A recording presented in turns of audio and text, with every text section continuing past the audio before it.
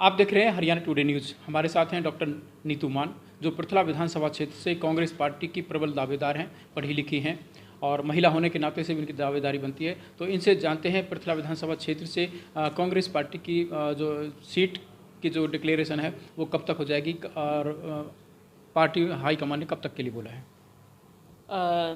नमस्कार। देखिए, ये डिसीज़न पार्टी का है और हाईकमान का डिसीज़न है। देखिए, जल्द ही आपको हमारी कांग्रेस पार्टी की सूची, उम्मीदवारों की सूची आपको डिक्लेयर होगी। इसके लिए आपको थोड़ा इंतज़ार भी करना पड़ेगा। ये हाईकमान का डिसीज़न है जब वो डिक्लेयर करेंगे, बट जल्द ही ये सूची आपको रिसीव हो जाएगी।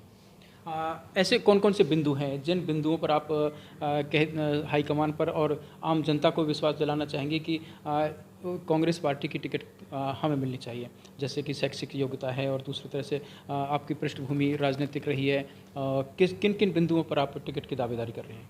देखिए, मैंने टिकट की दावेदारी कोई बिंदुओं को कैलकुलेशन करके नहीं किया है। मैं आपको ये बता देना चाहती हूँ, मैं टिकट की दावेदारी मैंने अपने एक देखिए, मेरे पिताजी 25 साल से प्रधान रहे हैं ग्राम प्याला के और 20 साल ट्रक यूनियन के प्रेसिडेंट भी रहे हैं और उन्हीं के साथ मैंने एक ज़मीनी स्तर पे काफ़ी काम किया है। मैं एक शिक्षित महिला हूँ, मैं PhD इन मैनेजमेंट हूँ और मैंने हमेशा अपने काम को ही देखा है और अपने काम पे ही भरोसा किया है। तो मेरा मानना है कि जब मैंने दावेदारी किया तो मुझे पार्टी ने जो जिस तरीके से सम्मान दिया और पार्टी ने उसको अपनाया है, इसके लिए मैं धन्यवाद भी देना चाहूँगी आपके चैनल के माध्यम से। और ये मेरे सीनियर लीडर्स का एक भरोसा, एक कह सकते हैं कि एक सीनियर लीडर्स का आशीर्वाद है हमारे ऊपर कि हम इतने ज़मीनी स्तर पे होकर एक अच्छा कांग्रेस का ज़मीन से कांग्रेस को हम मजबूती की तरफ आगे लेके जा रहे हैं। अच्छा नीतू मान जी, आपने पृथला विधानसभा क्षेत्र को कैसे चुना। देखिए, पृथला विधानसभा को मुझे चुनना नहीं पड़ा, ये मेरी किस्मत है। मैं यहाँ पे पैदा हुई हूँ, मैं यहाँ, ये मेरी जन्मभूमि है, ग्राम प्याला में मेरा जन्म हुआ है और ये मेरी जन्मभूमि है।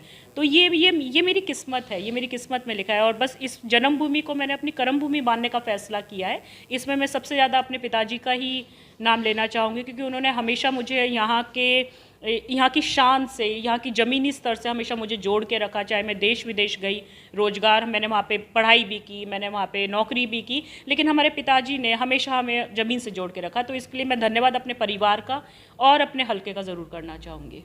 अच्छा नीतू जी, आमतौर पर जो भारतीय समाज है, खासकर हरियाणा में भी है, बेटे और बेटी में जो थोड़ा फ़र्क माना जाता है, क्या कहेंगे आप।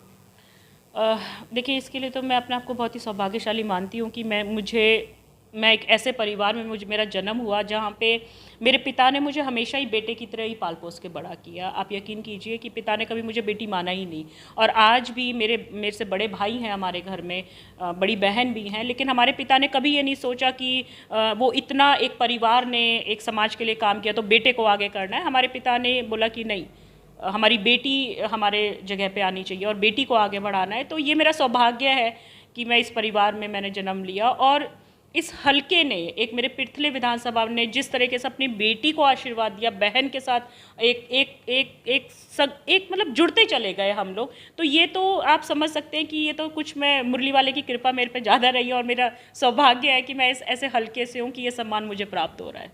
अच्छा नीतू जी, आप कई शिक्षण संस्थान चला रही हैं, हजारों बच्चों का पढ़ा रही हैं उनको, एक तरह से वो बहुत बड़ी सेवा है, बच्चों को शिक्षित करना और बहुत बड़ी सेवा। फिर आपने राजनीति में आने का फैसला कैसे किया।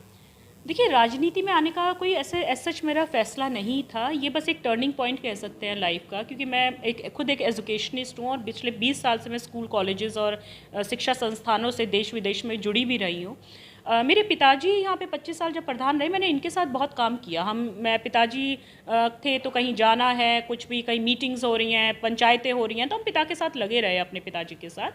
लेकिन पिछले 5 साल के आसपास मेरे पिताजी को पैरालिटिक अटैक आया और एकदम से ही वो बेड रिडन हो गए थे और उनको थोड़ा सा शारीरिक प्रॉब्लम आने लग गई थी। तो उस टाइम पे एक, समझ लीजिए, वो एक टर्निंग पॉइंट था कि उसको संभालना और परिवार को संभालना, फिर पिता की जो लेगेसी थी उसको टेक केयर करना, और इस तरीके से धीरे धीरे हम एकदम फ्रंट पे आ गए और तब ये डिसीज़न हुआ कि ठीक है, हम लोग आगे आके काम करेंगे अब।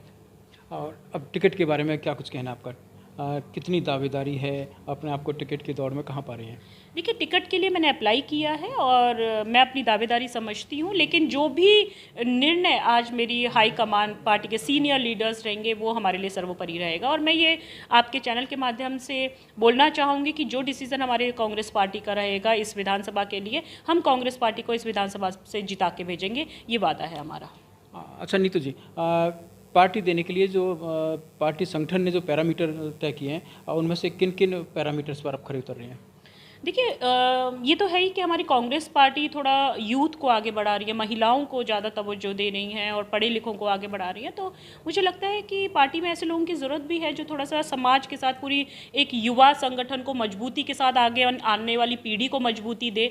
तो ये हमारी कांग्रेस पार्टी का जो विचारधाराएँ हैं, ये कांग्रेस पार्टी की जो नई नीतियाँ आई हैं, उसके अकॉर्डिंग हमें लगता है कि हम दावेदारी अच्छी दे रहे हैं यहाँ पर।